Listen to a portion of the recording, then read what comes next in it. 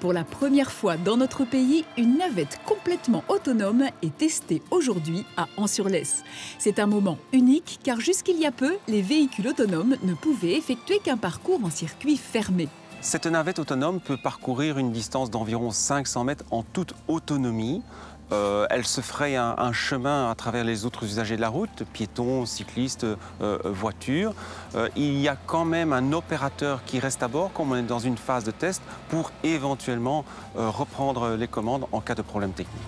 La navette permet de transporter sur de petits trajets des familles avec des enfants en bas âge ou des personnes à mobilité réduite. Pas moins de 15 personnes peuvent être transportées dans cette navette autonome qui peut atteindre une vitesse de 25 km/h.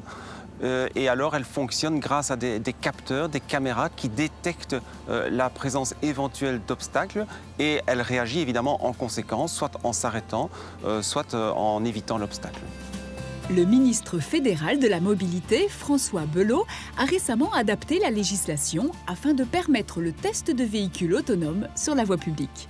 Lors des premiers tests que nous avions effectués en 2017, donc nous avions identifié plusieurs sources de problèmes, notamment la signalisation. Il est en effet important de prévoir une signalisation adaptée, surtout pour informer les autres usagers de la voirie qui vont donc croiser ce véhicule autonome. Donc de par ce test sur voirie publique, nous apprenons donc ici énormément de choses et ça nous permet surtout donc d'identifier le potentiel de ces navettes dans la mobilité du futur.